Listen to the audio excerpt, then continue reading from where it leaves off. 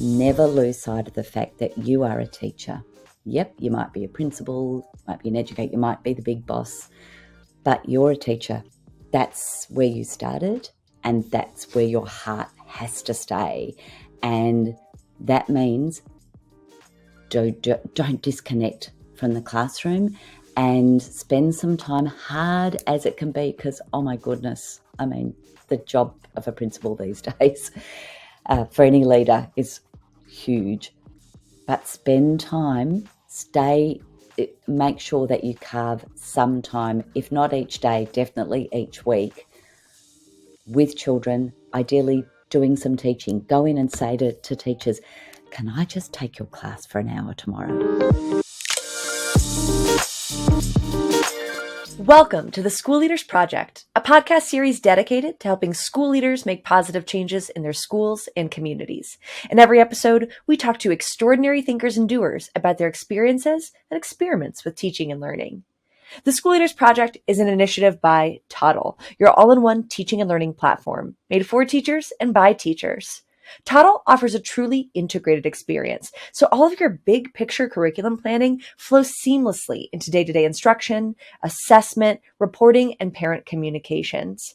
Toddle started as a passion project in a school that believed that their teaching tech should be as innovative as their teachers, and it's now loved by more than 1,500 progressive K-12 schools around the world. In today's episode of the podcast, we welcome the amazing inquiry guru, Kath Murdoch.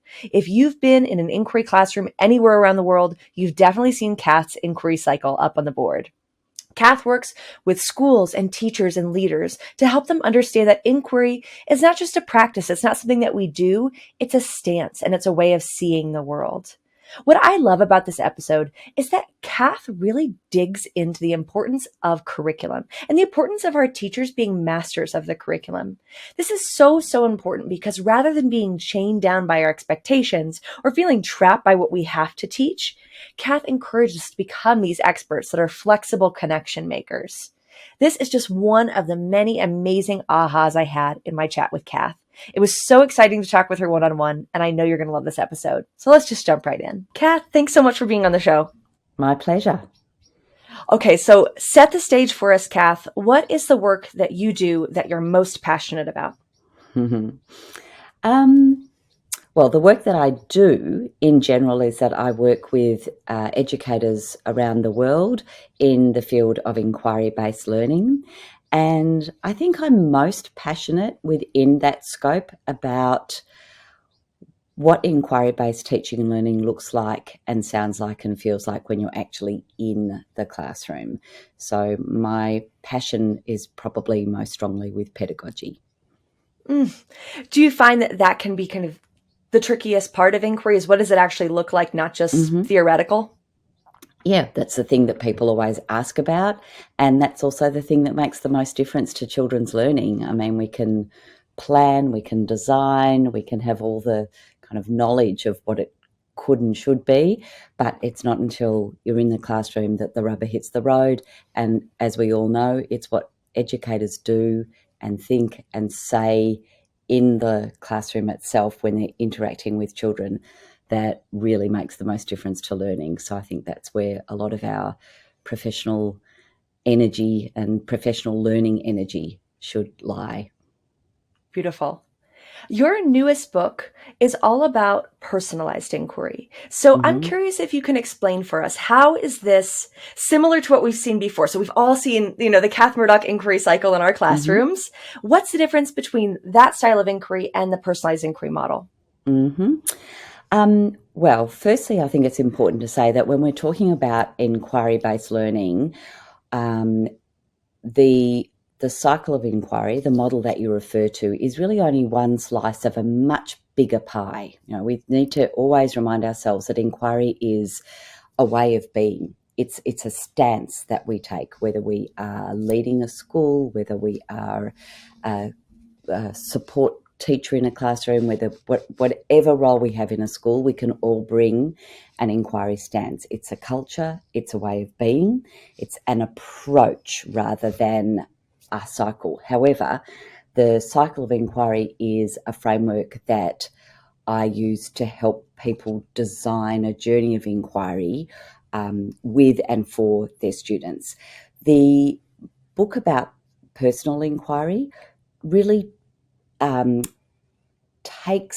think of it as inquiry-based teaching and learning on steroids, really. It takes that basis of engaging in shared journeys of inquiry together. So for teachers that perhaps are in a PYP setting, they might think of it as a unit of inquiry. So looking at how we design that over a period of time. So it takes that idea, but it says, what if that same process could be used by individuals or small groups to dig into the things that they are interested in, that they are passionate about. So it's really widening the scope. It doesn't replace the shared inquiry.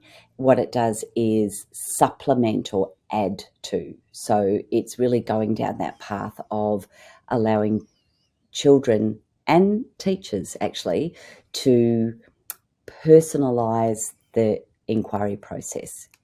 It's not just about the individual, though. It's also about the contribution they then make to their community. So do you see personalized inquiry as sitting within the curriculum or as part of the curriculum, or does it sit outside of it, more like a genius hour? No, for the most part, very much within, but it does depend on your curriculum. So here in Australia, I work with the Australian curriculum and its various iterations from state to state. And for the most part, we find that it's not that hard for children and teachers to back map to elements of the curriculum when they pitch an idea for a personal inquiry. Here in Australia, we have a set of what we call general capabilities in the curriculum. There are key competencies in New Zealand. I think there's something equivalent in the Common Core. These sorts of skills and dispositions can be developed regardless of the content. So at the very least, we always find connections back to those skills. There's always literacy outcomes that we can work towards through personal inquiries. So for the most part, I really see it as sitting inside the curriculum. If we know our curriculum really, really well, and it's something I encourage teachers to do, to really, really have their heads around the curriculum as relevant to the group that they're working with, it's then kind of easier to let it go and feel comfortable with kids making these sorts of choices. So it's still more of a guided inquiry as opposed to an open inquiry. I don't really use those terms because in the work that I do I work in the primary early years right through to year 6 mostly, and I've never seen inquiry as anything but guided. The teacher has a role. It's not. I think sometimes there can be a misinterpretation that there's a way of being an inquiry teacher that means we get to guide and question and support. And then there's this other thing where we're kind of hands off and the kids do it on their own. I find that a problematic distinction. In the book, actually, I have a diagram that's not unlike sort of a set of volume controls, if you like. And I think that my role is always to guide. I'm an educator. That's why I am there. But my guidance is going to be the sort of volume of my guidance, not literally, but, the level of guidance, if you like, is going to be raised or lowered depending on the needs of that child in that moment. So in some inquiries, some children will need less support from me because of what they're learning or how they're going about it or how they're sharing their learning.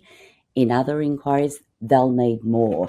So I think it's much more nuanced. And for me personally, as a primary teacher, if I see my role as guide, regardless, but see my level of guidance as flexible, that's more helpful as a way of thinking about it to me. Sometimes in a personal inquiry, I need to be much more supportive and provide much more scaffolding And in a shared inquiry, when we're all engaged in something together, I actually might find that the children need less scaffolding. So, yeah, the distinction isn't one that I personally find helpful, but I know that, again, that's just coming from my perspective.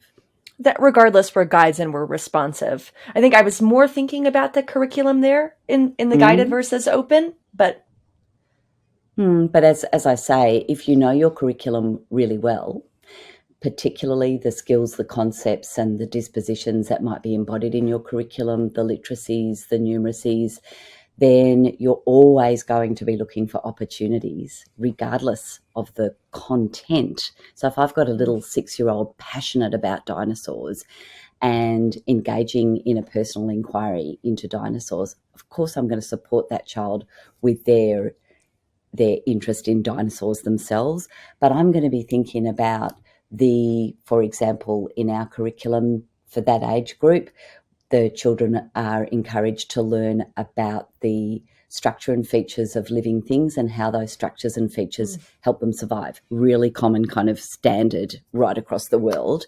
So I know my curriculum, so the questioning, the support, the conversations I'm having with that child will be nudging the thinking towards that. So it's not that I think, oh, well, this is a personal inquiry, so I'm just going to ignore the connections with the curriculum. I'm going to be trying to make those all the time. I'm not saying that that the curriculum is driving every conversation I'm having either, but it's personalised and guided. They're not two different things. Well, and what a liberating way for a teacher to be able to think about their curriculum. You know, that's not just because I'm studying this standard, this is the content, that there's a world of opportunity there. And if you're the expert, you can make those connections and be an inquirer yourself. Absolutely. And I think it's also getting our head out of that idea that we attend to parts of the curriculum in turn, and right now we're doing this, so this is what we're focusing on. And rather than to say, well, of course, there'll be some things that are getting our attention at this moment. But if I know my curriculum well enough and something comes up, whether that's in personal inquiry or whether that's in what we think of as these sort of pop-up spontaneous inquiry moments where I guess the world brings you the curriculum, an event happens that has the children absolutely captivated as a group. I know that there are connections to the curriculum through this event. It's also giving myself permission to go with that and to make those connections to the curriculum in that moment, even if it's not something that we're currently focusing on. So I think the beautiful thing about deep knowledge of the curriculum is that, as I said before, it allows you to not let it boss you around and to be flexible and responsive at the same time as being accountable. Amazing. What are the best things that we can do as leaders to empower our teachers in that way, to help them see their curriculum creatively? Well, certainly encouraging, I'm going to say time.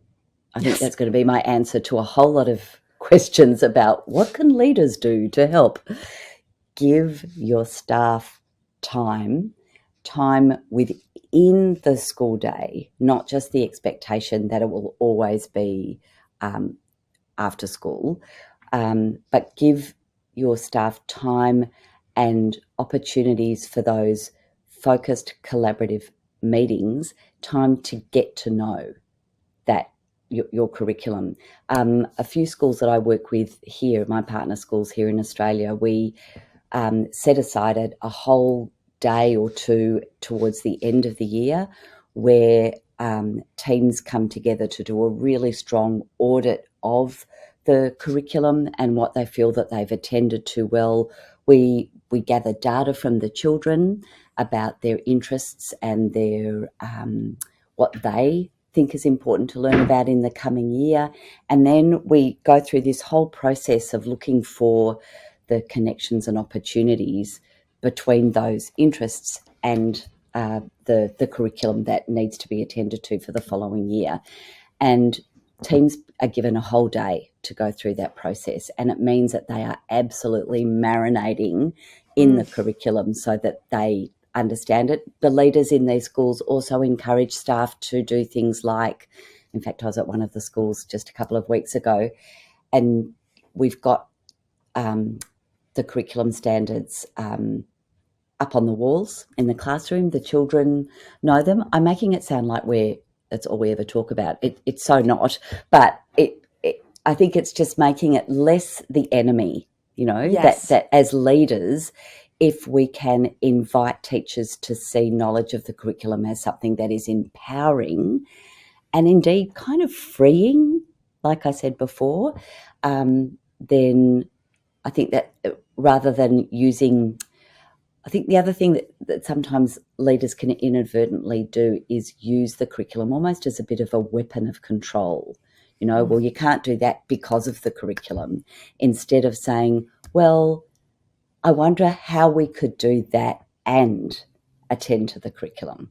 Yes. And they're two very different questions. So a lot of that, teachers are looking to leaders for that kind of permission, I think. Permission to play, permission to be responsive, spontaneous, and flexible. And I think we give teachers that sense of permission when we invite them to see the curriculum in the broader way that I've talked about. So just really giving that autonomy and the time. Yeah. Yes. Yeah. And I think really providing teachers with lots of opportunities to show each other how they do it. So, how, these kids here that got really fascinated in, the nest that they found outside in the schoolyard, and you've done this whole inquiry into this nest. What connections did you make back to the curriculum? How did that work? So one of my favourite schools in New Zealand actually has a lovely routine that they use, which the principal put into place, where each of their staff meetings would be held in a different classroom, and the beginning of the staff meeting would be hosted by the teacher in that space, and they would take the rest of the staff on a bit of a journey of their current inquiry. So they'd stand near their wall and they'd talk through, here's what we're currently doing, and they'd often raise a problem or a challenge or something that's a bit kind of a sticky moment for them, and then the rest of the staff would engage in a little bit of a kind of problem finding, solution finding moment. And I think by that leader, Perry, offering that opportunity on a weekly basis for people to share their stories, it really helped grow everybody's collective understanding of inquiry. And of course, like I said before, it positions the teachers as inquirers. And in a strong inquiry community, that's what we want. We want to see everybody seeing themselves as researchers. Teachers are researching their practice. Children, of course, are researching the concepts that we have brought to them or that have emerged, and principals and leaders are researching their leadership, and it's all happening in real time. I love that. Oh, Kath. You talked a little bit then, just like touching on curriculum as a potential problem area, but what are some other challenges that you consistently see when schools or leaders take on more inquiry-driven pedagogy? What are the hangups that are common? The first thing that comes to mind, I think, is that interesting challenge that we have when a staff often becomes very strong as a strong inquiry staff, and then inevitably people move on. New staff come in, and it often feels like we do the, 2 steps forward, 1 step back, or even a leadership team will move on. So I've been working in schools intensively for, I've been teaching for nearly 40 years, and at least 25 of those years I've been really steeped in professional learning in schools, and that would be one of the number one challenges I see, is just how do we sustain the culture when often our strongest people, the thing that happens is our strongest teachers move on because people recognise their strengths and they're brought into other settings to lead, and that's lovely. It's great for them. But I think that is one of the challenges, is sustaining the culture. And I'm not sure what the answer to that is, other than making sure that the leadership is really well distributed. So we know that we can have the most amazing, charismatic, passionate, wonderful leaders, but if others aren't empowered in the school to occupy that space with those leaders, then when those leaders go, it can so quickly fall down. So much of the strength of a school is dependent on the quality of leadership. So if there's a group of people involved in that, and I work with a school in Queensland, the principal, Zoe Smith, there is stunning, and one of her great strengths is her capacity to distribute that leadership and to really ensure that there's a big team of empowered leaders in the school. So if and when she goes, I feel that that's a school that will sustain their passion for a culture of inquiry. Can you share any more about her distributed leadership model? So, are there pieces, tips, and tricks that we could take as leaders and implement in our community? She has there's lots of things she does, but I think one of the things, and this is a strategy other great leaders use as well, is that she has a lot of systems in place. So a lot of routines and systems, and just as in the classroom, strong inquiry teachers are actually those teachers that have predictable routine systems and rituals that keep a community reasonably predictable and ordered and safe, so that the spontaneous and flexible can happen well. I think the same is true of a school. So when there are systems in place, for example, decision-making systems, so there's, in fact, I'm not 100% sure of all the detail of it, but what I do know in her school is that when there are decisions to be made, there's a process that they go through. That means small teams, data is collected from teams of teachers. That data is brought to the leadership group.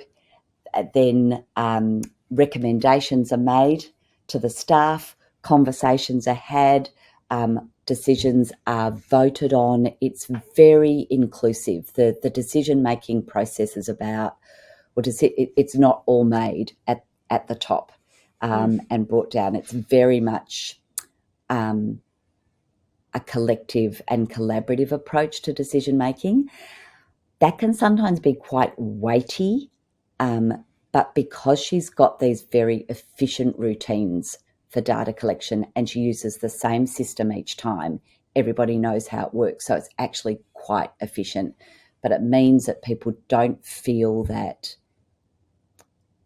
things are being decided for them or to them, but they are part of the growth of the school and the directions that it's going in. So then staff have ownership.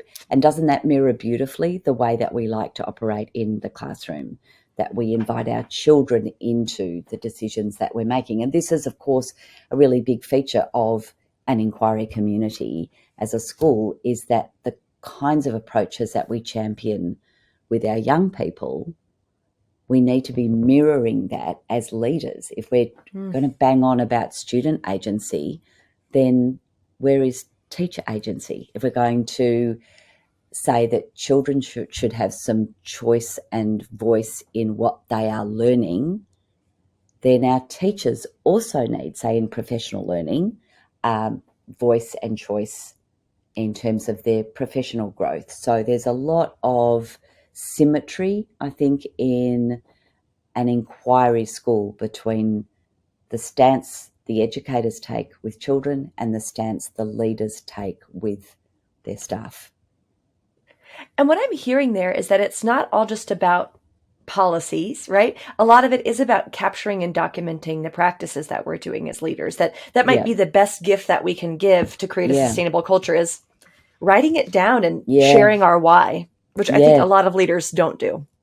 I think that's a really important point. I think, I'm thinking of schools that I work with where the leaders get to a point in their time with the staff. It's not always straight away, but once they've been working this way for a while, where they invite the staff to work with them to identify their values, their principles, and then their practices. So as we see in a lot of schools, and they make that public, as you say, Cindy, they document that and it is there for everybody to see. And it might read something like, because we believe, and then we'll have our beliefs about teaching and learning, then in our classrooms, you will see. And you are less likely to see these things. And I think when we invite a staff to co-construct those sorts of statements, and they are up in the spaces in public for everyone to see, it's really powerful. It's saying this is what you should be able to walk into any class and see. We have these agreed ways of being and doing here. And then, of course, from a leadership point of view, that means we've got kind of criteria almost that allow us to have those difficult conversations with teachers when perhaps there are practices that don't align with those agreed ways. Yes. But I think you're right, documenting those. And that means when we're recruiting, that we can be saying to potential staff interested in taking a position in the school, well, you might want to read this document because this is who we are. And it's not just words. Exactly. And I think that's another challenge, isn't it? I mean, every leader will, relate to the challenge of the right fit, the right fit of that person coming into the environment. You want diversity. That's really important for a school. But at the same time, we also want alignment with our values. Core values. And that is the holy grail, isn't it? So having a staff where we've got that and you can feel it. I work in a couple of schools at the moment where I can feel that alignment, and it makes for such a beautiful, rich and positive community. It's very special when you get it. Hear that, leaders? Align behind your values, make them clear. Mm-hmm. Very cool. I'd love to pivot a little bit here. So we're talking about pretty established schools, in our discussion. But I'm curious, if you had a brand new leader tuning in, asking you a question, what would be your advice for kind of just getting started in this work? Where should you begin? My instinctive response is begin by listening. It's the same answer I would give a new teacher. Listen. And I think and I'm not saying anything revolutionary. You pick up any book about leadership and it pretty much says the same thing, that we know one of the, I guess, mistakes that can be made in the enthusiasm we have as a new leader. This is such an exciting and privileged role, is that we have lots of ideas and we've got a big vision for how we want a school to be, and we can kind of jump in too quickly. And the wise leaders that I've worked with have been the ones that have moved in with a kind of gentle, quiet strength. So they've started by talking to every single member of the staff. We talk about it with kids, don't we? First rule of being a great teacher is know your students. First rule of being a great leader is know your staff. So have those individual conversations. Spend time in classrooms. observing and listening. So I think that being a really great noticer and bringing that inquiry stance, asking lots of questions, be an inquirer, gather data. You will have been told lots about the school in all your interviews and everything, but now you get a chance to see what's really going on. And then you're in a much better position, I think, to start to really, but it's leading by listening Yes. before you make any drastic decisions, and always just be real too. Be your authentic self. Be prepared to be vulnerable, and be an inquirer, and lean on the wisdom of those that have gone before. Because, as it's so interesting, Cindy, as I'm talking to you, I feel like I've got the ghosts of all these amazing leaders that I've worked with over the years on my shoulders. And there's so much wisdom out there from people that have been doing this work for decades. One of my emerging passions, maybe because I'm getting old, but one of my emerging passions is how do we gather and document the wisdom of that experience that has gone before, as those leaders inevitably, finish their work in schools and retire and so on. There's such wisdom. So I'd say the other bit of advice is find a mentor and find someone you respect that is a great leader, and make sure they've got your back. I love that power of history and narrative that you're talking about there. And it just makes me think about, as a school, what if we had almost like a book we handed from leader to leader of the lessons that we've learned that we could pass along. That's something that we don't take advantage of enough, I think, as leaders. Yeah, I think we don't take, I think it's a beautiful idea. Even metaphorically, that's a beautiful idea. It's, as I say, it's the wisdom of the elders, the wisdom of those that have gone before. And I think, the best schools I work in have this beautiful mix, this diversity of freshness and passion and youth and energy and newness in their staff, and an appreciation of the wisdom of those with loads of experience. And sometimes we can be a little, dismissive of people that have been in the profession for a long time, particularly if we see them as traditional or unwilling to change or not up with the technology. But there lies in every single teacher the wisdom of experience that, if we tap it, can be real gold. So I think that having that kind of diverse ecosystem in a school is really powerful, and in a system at large.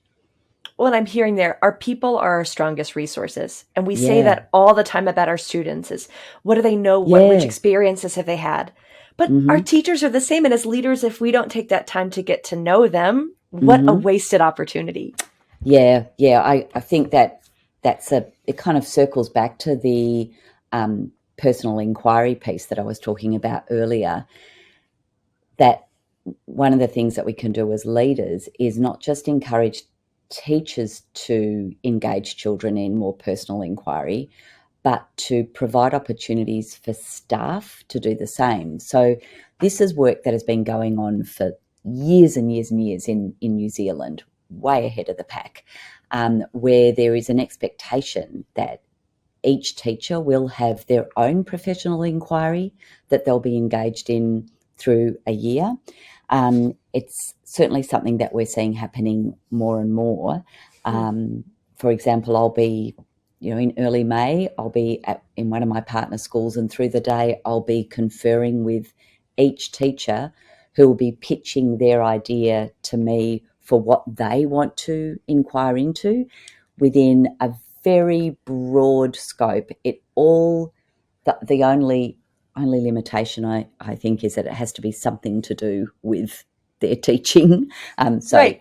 They can't necessarily learn about dinosaurs, mind you. I could be convinced. But but each one of them pitches an idea and then engages in an inquiry throughout the year, oftentimes gathering data from something they're doing with their children, so not unlike a kind of action research model. My job is really like the teacher conferring with the student to offer resources and ideas and limit or broaden the scope to help them. But each of those teachers then at the end of the year will be sharing, often in a really creative way, what they've learned with others. So the idea is that those individual projects contribute to the community's growth, and they share through the year as well, but we do a bit of a celebration at the end. At Benithan Primary, I think I got them to share actually at one of the Toddle conferences. They have been using this model for years, and it's that gift, I think, to the community of allowing each teacher or encouraging each teacher to pursue a personal passion as an educator, and then offering and contributing that learning back to the community is such a great model for professional learning, and mirrors again what happens in a great inquiry classroom. I love that. That was one of my questions for you. I was reading your blog about, is it Bunnython? Say it again. Bunnython. Yep. And I thought it was just really amazing, the model. Everyone should check out that blog. We'll link it in the podcast resources. But what else did they do in that school that you think could be replicated? What were parts of that model that really helped it to thrive? In the professional inquiries? Yes.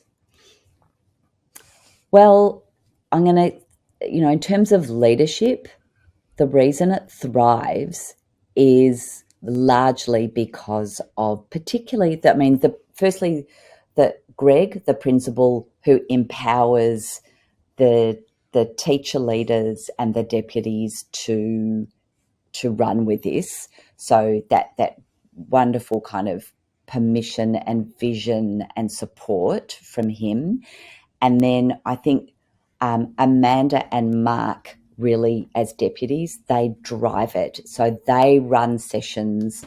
Some staff meetings are devoted to their personal inquiries. So there's time, again, time, support, inspiration, feedback. They act as brokers for the teachers, also helping them plug into resources that might help them with their personal inquiries.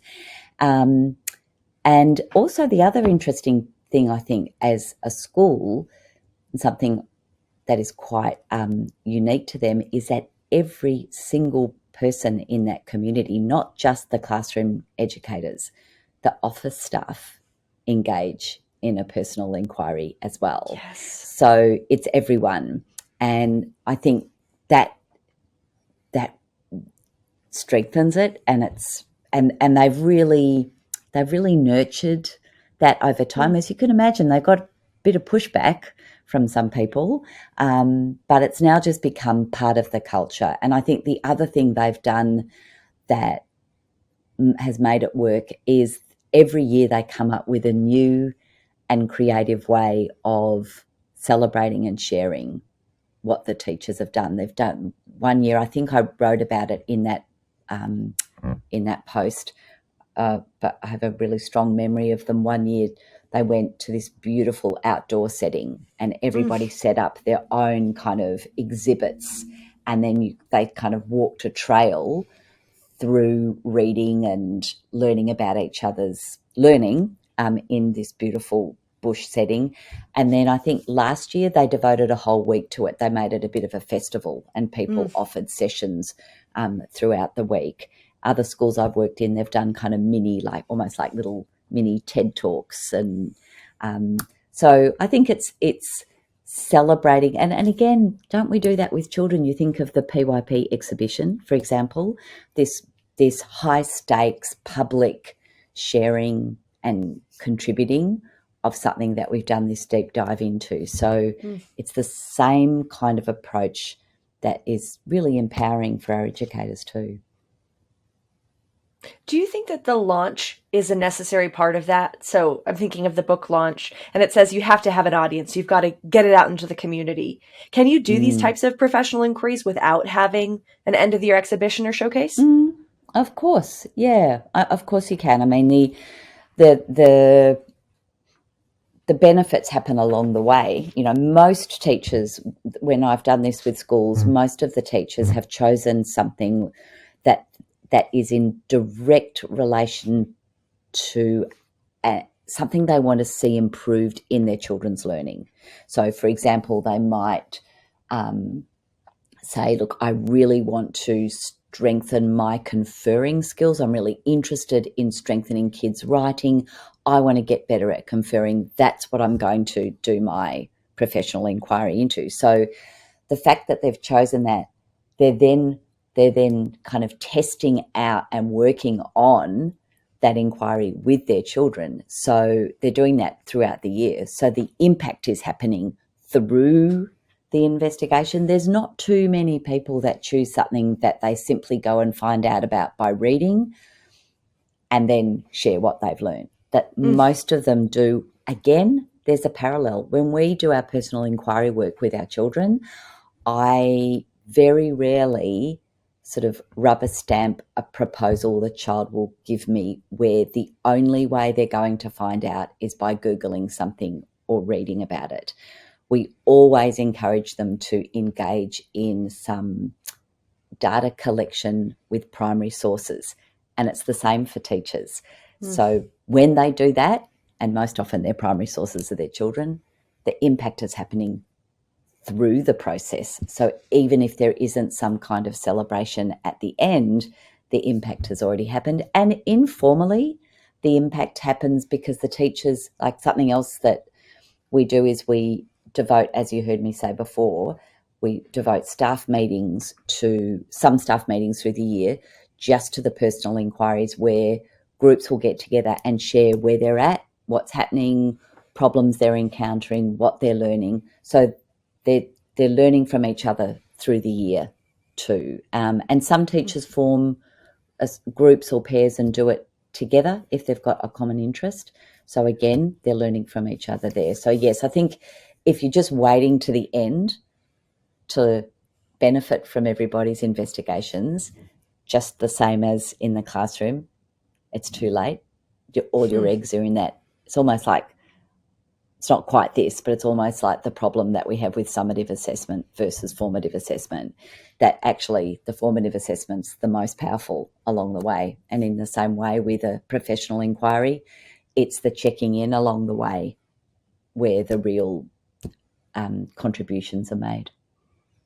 I think the launch is about feeling the thrill of a job well done. And do leaders typically connect these personal projects for teachers to an action plan or to an accreditation? Or again, do these more stand alone and you wouldn't suggest connecting the two? It depends. So I've worked with some schools where the leaders have said, we're doing this, but what you choose needs to align with our current, our 5-year, I'm having a mental blank about what we call them. Strategic plan? Yeah, there it is. I gotcha. It is very early here, and I haven't had coffee. So where there has to be an alignment with a strategic plan, which is usually still very broad and allows for lots of diversity. So I have seen that.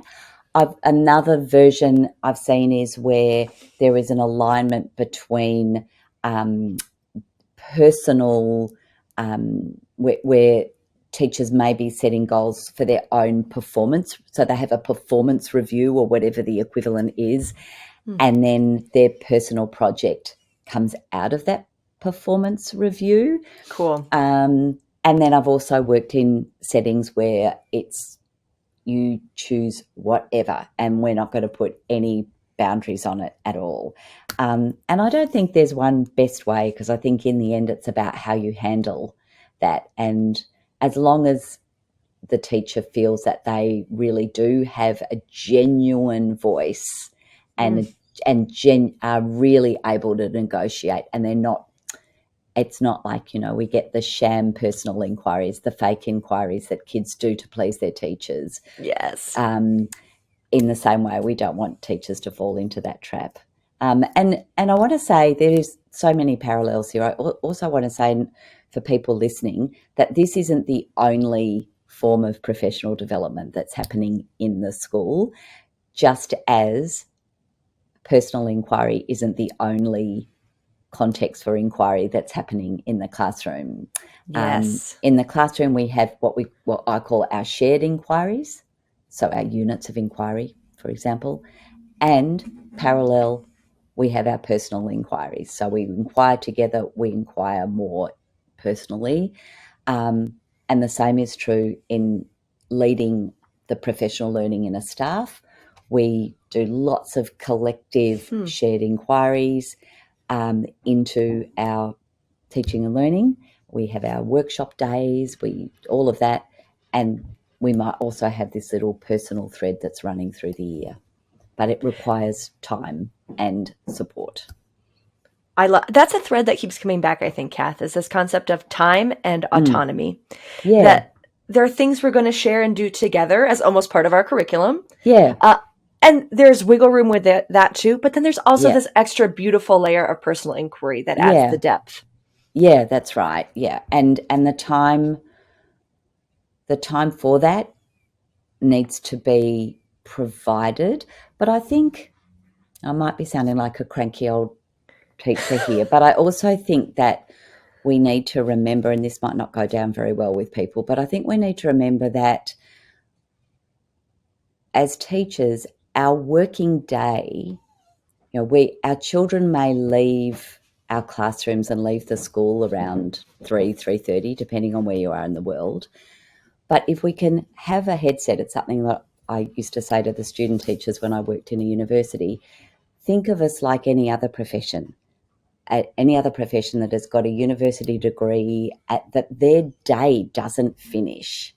I mean, 3 o'clock is the middle of the afternoon, really. Most people's working day, equivalent to ours, would be you'd be lucky to start at 8:30 and you'd finish around 5:30, 6 o'clock. So I also think if we can have in our minds at that time, once the children leave, particularly if there aren't meetings, that is time that we can devote to, whether it's planning, our professional inquiry, that not to feel resentful of time after school.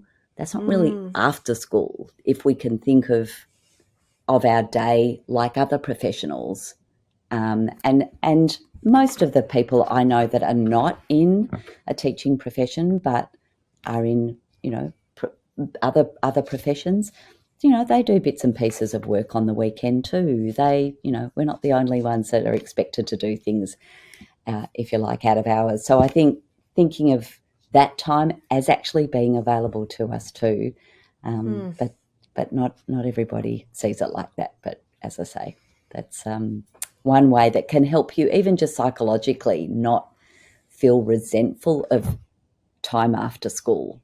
If you just think, actually, this is my day, keep like other people, most people would feel delighted to walk out the door at 5:30. But even having that slice of your day that is yours, that as a teacher, so much of our day we do give to our students and to a million other things.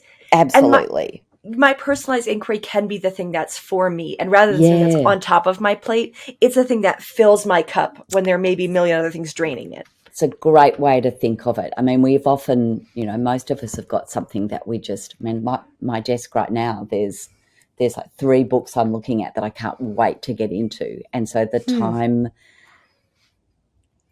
carving that time out for this, and especially if you're actually passionate about it. And I think this is what good leaders allow. They recognize the spark in every teacher on their staff, the thing that teacher is really great at and that would love to learn more about or do even better, and give that teacher time to really grow and blossom in their, because we've all got something, right? We've all got that spark of something. And I think, yes, if you can marry the passion, then with the opportunity to dive into it, and then the expectation that you will gift your learning to others in some way, then you've got the perfect elements of personal, professional inquiry for teachers.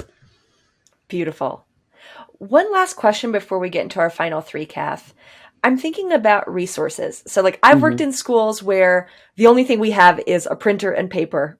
And I've also worked at schools where we have a world of resources. Yeah. So, if I'm a leader thinking about implementing inquiry-based pedagogy, like, what are resources that are game changers or must have to have inquiry happen? I guess there's I'm thinking at two levels again. I'm thinking classroom level, and then I'm thinking staff level, for what the teachers need. So I think classroom level, you don't need a whole lot. You would know that, Cindy. I've seen some of the best inquiry learning happening in the most resource poor schools.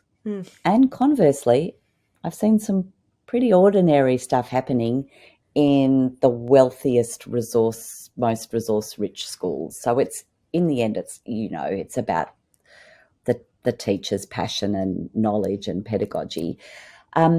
What came to mind when you asked that question, though, was materials, was just having some, I'm going to say, loose parts, natural materials, particularly with our younger learners. But because I work in the primary area, I can't imagine using an inquiry-based approach without having loose parts, baskets of shells and blocks and buttons and wood offcuts and things that the kids can make, play, explore and tinker with. So, and that's a really cheap resource to get. Yes. There's a lot in most places. There are factory offcuts that you can go and get, and you can get materials from thrift stores and that kind of thing. So I'd say certainly for classrooms that in terms of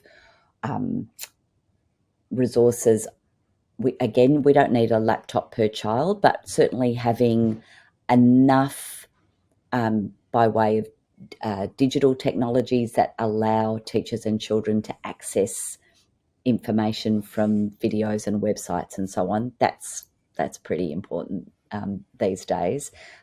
They're the first things that come to mind for me as far as the classroom goes. I want to say a decent kind of outdoor space too, but that's so dependent on where you are.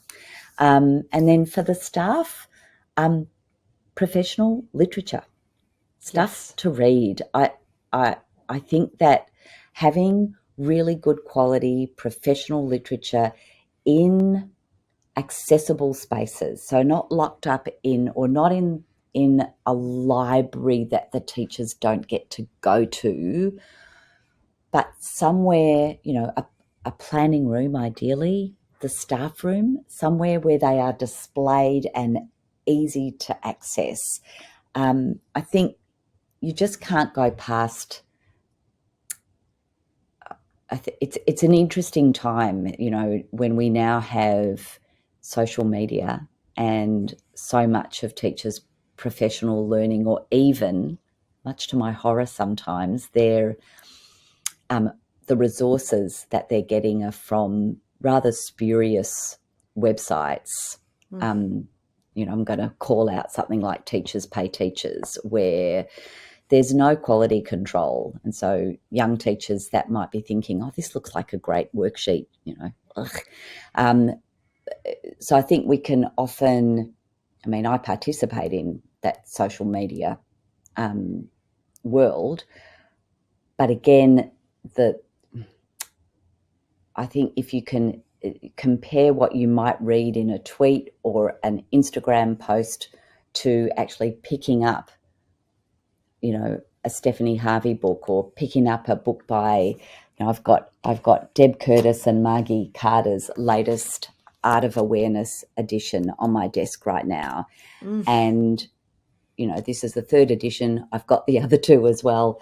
This is my go-to for learning how to observe children. No Instagram post, tweet or Facebook entry is going to teach me in the kind of depth that this book does.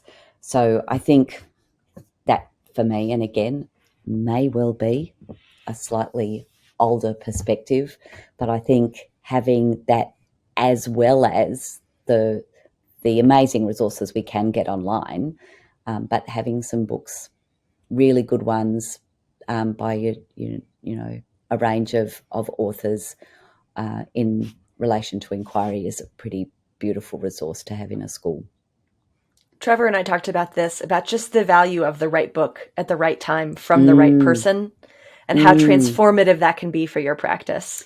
Yeah. It's interesting when I run workshops. I often ask teachers, "What's the last professional reading that you did? Or what's the book that you just go back and back to as an educator?" And I am finding that there's, again, because we've got this whole digital world and social media world, that we often have teachers that may not have experienced the joy of some of these incredible books. I've got Donald Graves' book, Writing Teachers and Children at Work, that I bought as a student teacher in the early 80s.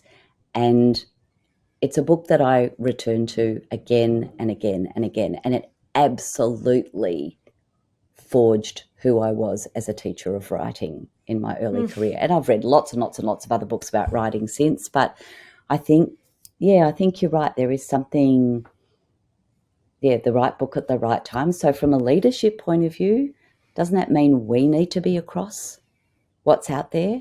I mean, yes. Perhaps that's the beginning of a staff meeting is, this is what I'm reading at the moment. It's amazing. Quote. I'm learning a lot. I'm going to leave a couple of copies in the staff room. Some of my wonderful leaders give their staff a Christmas present, every year of, one or two books. And it's like, it's a gift. It doesn't have to stay in the school. It's for them. And for us, Christmas is the beginning of our long break, right? So it's also like, read this over the break, and we're going to come back and we're going to have a book club about it next year, but it's also yours. Or they'll do it at the beginning of the year. Or when they've got a new staff member, their kind of, their welcome pack includes some books that resonate with the culture of the school. So, yeah, I'm a big one for books, and that sounds incredibly self-serving given that I write them. But even if I didn't, I would be saying the same thing. Well, you write some incredible books, Kath, so they should be on those leadership shelves for sure. Thank you. I think that's a perfect transition to our final three. So the final three are the three questions that I ask every guest who comes on the show. So are you ready for our final three, Kath? I am. I'm intrigued. Okay. The first one you've kind of answered, but I would still just clarify. What is a book that has had the most profound impact on your life and or practice? I did just answer it, didn't I? Yeah, look, it just pops up in my mind. I mean, so many have. It's really hard to pick just one. That Donald Graves one was incredibly impactful. But I'm going to say, because I said that one, I'm allowed to choose a different one. Perfect. And I'm going to choose Peter Johnson's Choice Words. When I read Choice Words many years ago, it was the first time I really, really understood the concept of agency, well before it became the groovy word that everyone talks about now. Peter's way of describing it really landed with me, and that book,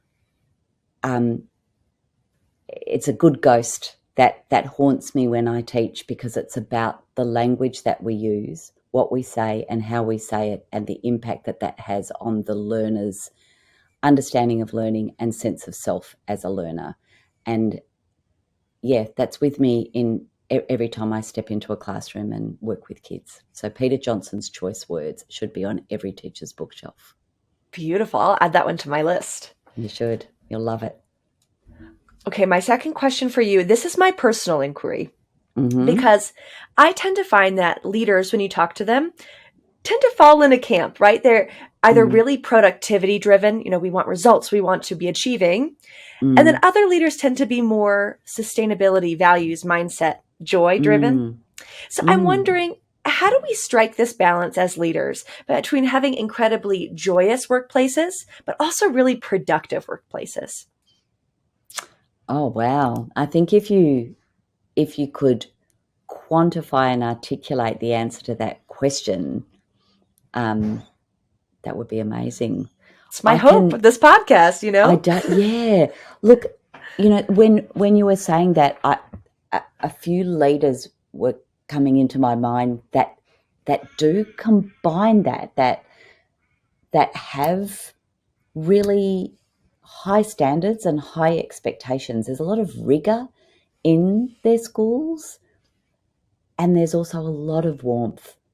Um, many years ago, a colleague at the University of Melbourne, Neville Johnson, introduced me to a really simple thing where he talked about um, two kinds of care that you could feel when you went into a staff room. Either a strong culture of professional care where everyone was talking about their work and teaching and learning and kids learning, and a culture of personal care, which was all about connecting with each other and knowing each other's lives and looking after each other. And he was saying if you've got too much, if it's all professional care, it can be a really cold place to Overwhelming. work. And if it's just personal care, it can be all, you know, beautiful and touchy feely and warm and a great place, but the rigor might be pretty low, and that we've got to get that balance right. So maybe as leaders, just having this, even just having an awareness of this balance, like what am what questions am I asking and what conversations am I having in the staff room and with my teachers that ensure that we are talking about Mm. teaching and learning. I do go to some schools where you don't hear a lot of talk about teaching and learning, a lot of talk about football, but not a lot of talk about teaching and learning. Seriously, but am I having those conversations through the day? But am I also like really intentionally remembering to have conversations? And some of us have to remind ourselves to do this, where I'm asking people about their families, about their Mm. weekend, about their well-being. And I think being intentional with both of those things, even, before I walk into the office every day, say, right, today my job is to have conversations that both nurture personal and professional care. Perhaps by being intentional around those two things, Mm. we strike the kind of balance that you're talking about. And maybe even knowing your bias. Like, I tend to be more True. personal, so I should try to ask more professional questions, Yeah. or the other way around. Yeah, absolutely. And seeking feedback about that. So Cool. if you're brave and you're inviting your staff, just like we invite children to share their feedback with us about our style, our way of being, using perhaps that language, if we get that feedback, because we might be blind to our bias. Mm. So once you've had that feedback, then you can be more intentional one way or the other. That is very cool food for thought. Um, our final question of today is, Kath, you have so much experience, right? You've been with schools and leaders around the world. And if you were to be able to give one piece of advice to a leader that you think would just have the most transformative impact on their school and on their practice, what would that advice be? Hmm. I think, again, you've just sort of got to go with your gut with these questions, don't you? Yeah. So the thing that came to mind then, I literally had a vision of one of my favourite principals walking into a classroom. So I think my piece of advice would be never, that's what I tell myself too, never lose sight of the fact that you are a teacher. Yep, you might be a principal, might be an educator, you might be the big boss, but you're a teacher. That's where you started, and that's where your heart has to stay. And that means don't disconnect from the classroom, and spend some time, hard as it can be, because, oh my goodness, I mean, the job of a principal these days for any leader is huge. But spend time, make sure that you carve some time, if not each day, definitely each week, with children, ideally doing some teaching. Go in and say to teachers, can I just take your class for an hour tomorrow? Tell me, I'm happy to, keep that connection. I'm not a leader in the traditional sense of leading a school, but there's some alignment with the work I do and what a leader does. And I know that doing lots of classroom teaching helps keep my feet on the ground and helps me do a better job of leading professional learning. So that would be my advice. Don't lose your teacher self, and get into classrooms and do some teaching if you can. I know it's hard, but if you can, do. That's absolutely beautiful. Thank you so much, Kath. There's so many ahas from the episode. Just the themes of autonomy and time and just modeling have shown through. So thank you so much for your time today. It's been a real pleasure and a joy speaking with you, Cindy. I'm very grateful to be invited to be part of the podcast. Thank you so much. Thanks so much.